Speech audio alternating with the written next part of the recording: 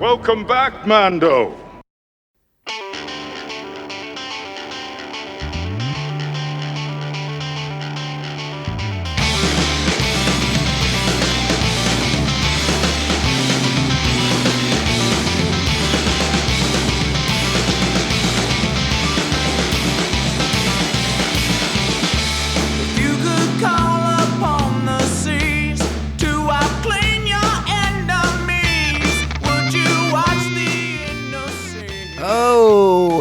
Ho! Greetings, Bucketheads. Mevar Tagar. Welcome to our 337th Darksaber delighting episode of Mandivision. I'm your host, Nargai Tom, and thank you so much for checking out this small independent Star Wars podcast. We're so glad you're here. Make sure you're reaching out to us on the socials at Mando_Vision, Twitter or X, and Instagram. Mandivision at Blue Sky, and you can email the show, mandivisiontom@gmail.com. Make sure to like, subscribe, follow, and share this show with all the Mandalorians in your covert. All right, Bucketheads, we are back with another exciting installment of our Star Wars Rebels rewatch series, and we are here to a big-time episode of the series. A lot of mythology, a lot of laying groundwork for things to come, not just in Star Wars Rebels, but in Star Wars in general. We are focusing on the Darksaber. We are focusing on Mandalore and trying to figure out what has become of Mandalore during the time of the Empire. This is a big-time episode. It's a huge episode for Sabine as she is forced to confront her past and her situation with her family, the role she has played in the current state of Mandalore. A lot of emotions in this episode, and I can't even. It's a big deal episode, and it hits home. It hits a home run, just clearly out of the park. This is a awesome episode of the show. One of the original things about this episode that we should talk about is how originally our last episode, Warhead, they were supposed to be, this episode, Trials of the Darksaber and Warhead, were supposed to be kind of the same episode of the show, right? Warhead was going to be the B story. Trials of the Darksaber was going to be the A story. But I think very wisely, they decided to pull out the Warhead element, make it its own thing. They fleshed it out a little bit more, made it into a full episode. And it's a fine episode. We talked about it last week. But giving the full 20-something minutes of the show to Trials of the Darksaber, I think, was a huge, awesome, excellent decision because we get a very unique piece of Star Wars storytelling.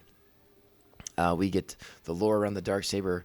We get more of Sabine's past. We get Jedi lightsaber tutorials in this episode. I mean, it's a fantastic episode from start to finish, and I do think it is worth your time if you've not rewatched it in a little while. The excellent stellar animation at the beginning, where they tell the tale of the Darksaber, the way the use of shadows in the animation in that sequence is phenomenal and very, very different for Star Wars.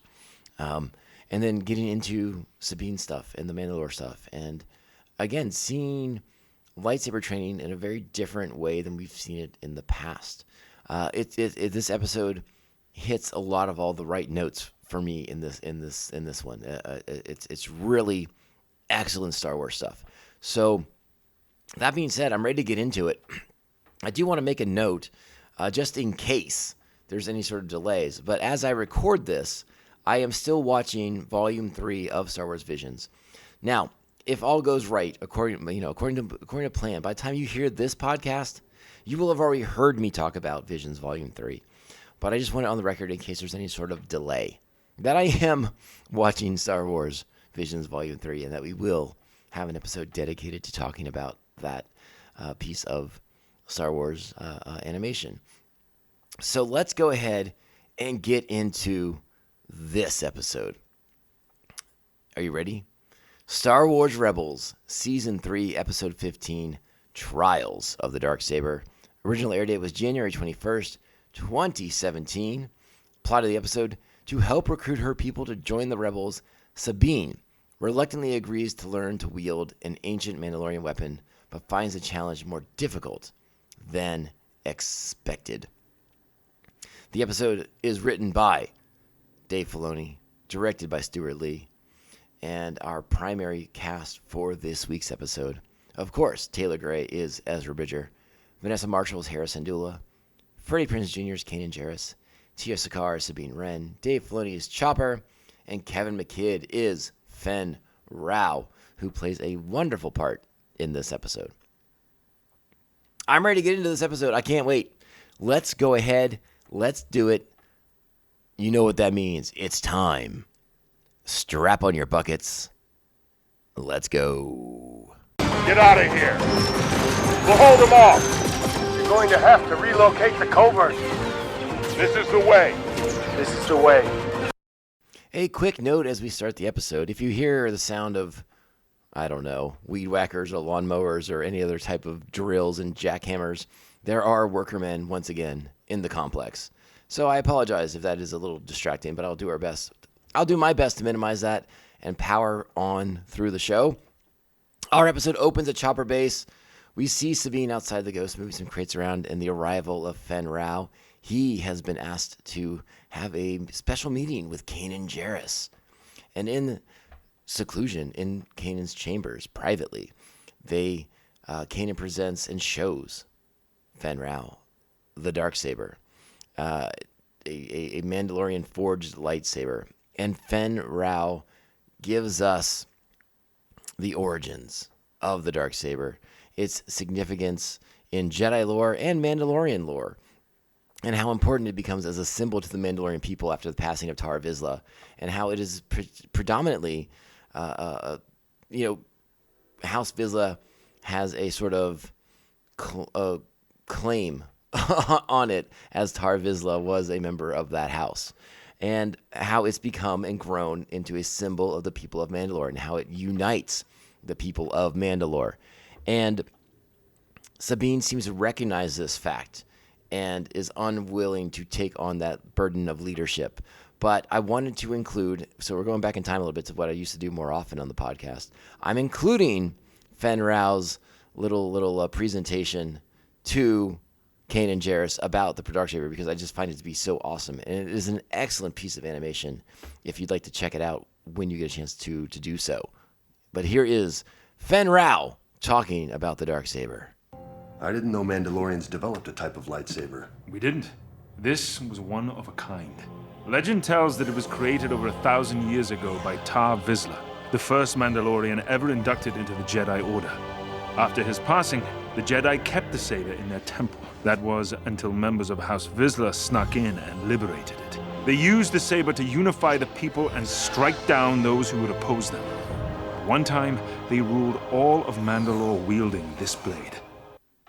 And so after learning the importance of the Darksaber, Hera and Kanan and everyone, they want to have a chat with Sabine because they want to bring the Mandalorians into the fray. They now have something that can unite the Mandalorian people and bring them to the cause of the rebellion, because Sabine, as the wielder of the Darksaber, could make it so, right? Could make it happen, could bring a unified Mandalorian people into the rebellion, which would be huge.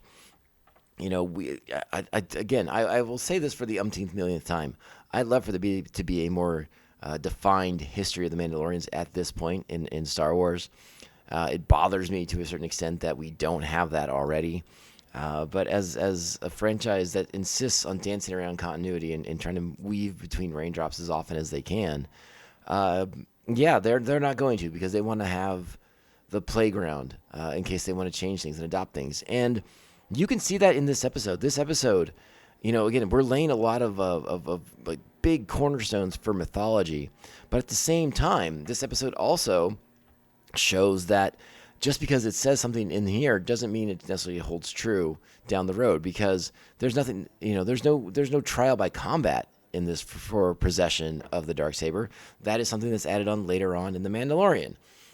Just as later in this episode, we get the sort of the revelation and something that is picked up on in Ahsoka, that, all living beings have the Force, but Sabine can't access it because she's blocked, which again goes against really what we thought we knew about Jedi for a very, very, very long time. So this episode does some of those things. But again, it's Star Wars. You got to keep everything malleable. It's a block of clay. We have to be able to shape it as we need to, right? As long as we don't completely counter something. Now, granted, we'll talk about it later. I'm not going to get ahead of myself.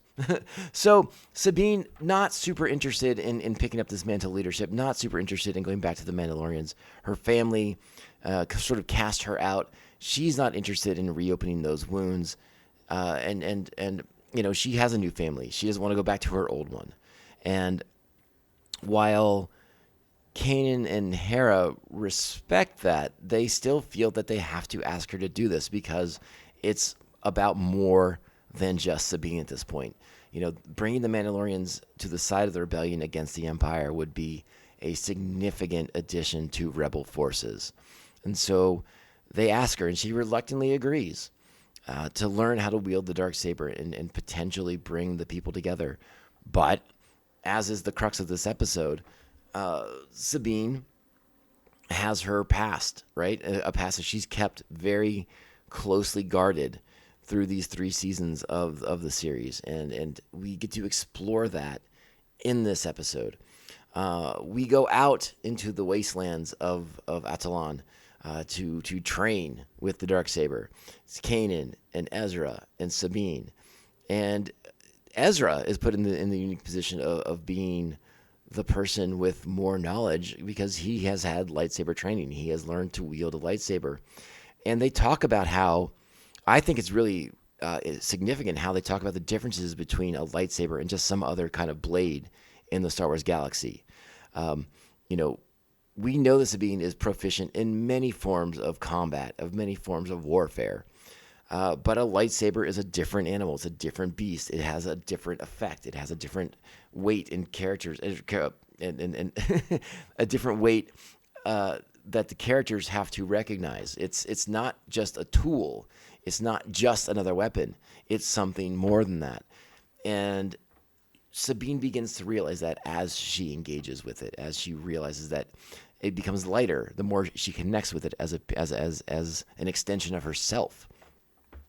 But before we get all there, again, we find ourselves in a position where Sabine has to sort of understand that despite her mastery of so many forms of combat and weapons, this is new to her. This is a new experience. This is all new. And is she prepared to become the student again? And we sort of fumble through a lot of her beginnings, right? She can't handle going up against Kanan. Kanan is somewhat of a, I don't know what word we want to use necessarily, but he's not maybe the best teacher for a person like Sabine, or at least he's not found a way to connect with her just yet. So he puts it on Ezra to teach her the basic forms of lightsaber combat. And Sabine doesn't like that at first. And I think Ezra secretly relishes the fact that he's got an upper hand on her at this point. Like, finally, Ezra knows something more than Sabine does. And so I think he in their sort of sibling rivalry they have with each other, sort of lords that fact over her and likes kind of besting her in combat because this is something he can do that she can't. So there's a lot of stuff in here.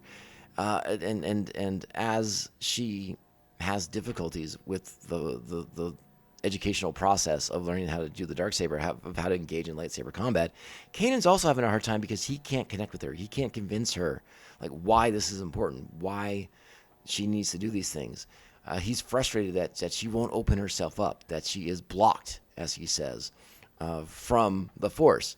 And again, this goes into that sort of gray area that's sort of developed over what exactly it means to be a Jedi and what it means to be able to use the Force.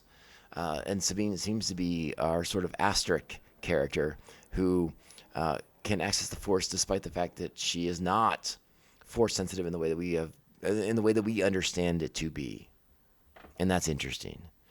So the groundwork for that was laid here in this episode. So whether or not you agree with that whole thing happening in Ahsoka or not, the groundwork for it was right here.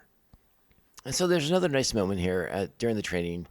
Again, Sabine being frustrated, but Kanan getting some guidance from Hera as ways to connect with Sabine and to get past sort of her more fixed mindset of being this all-knowing weapons and combat expert, and how her family is a tough subject for her. It's something that she's not willing to confront, but Kanan has to sort of figure out how to force that issue out of her.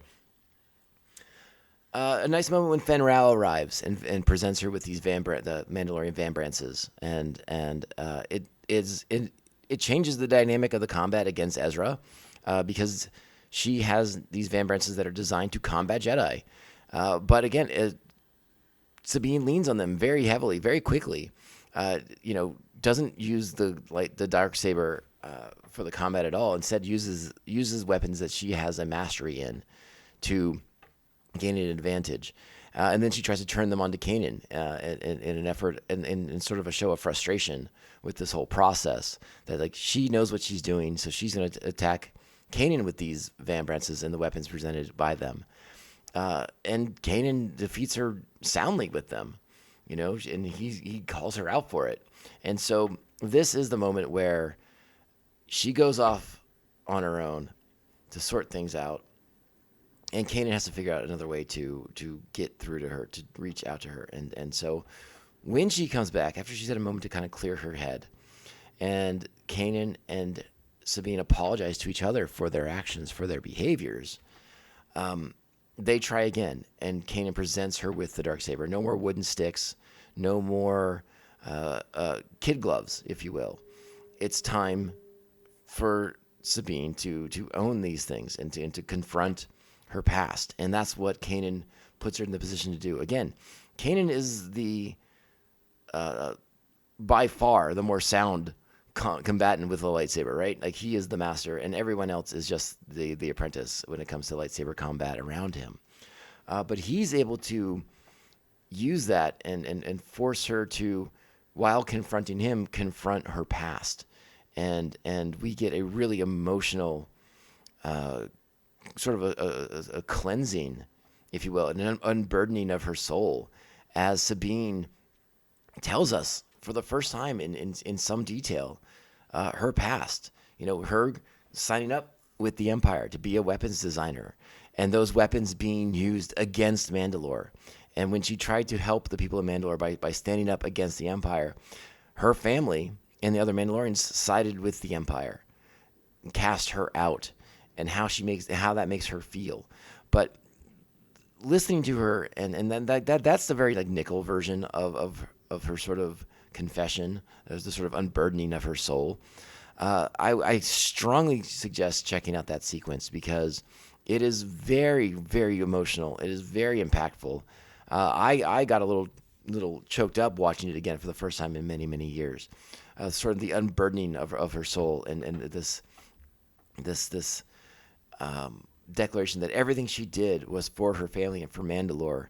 And when the time came for Mandalore to stand with her against the Empire, they chose the Empire and not her, and how that made her feel, and how that drove her from them, and forced her to find a new family in Phoenix Squadron, with the Spectres, with Kanan and Hera and Ezra and Zeb and Chopper, and how she has replaced her family with that unit, with that family that she has made herself.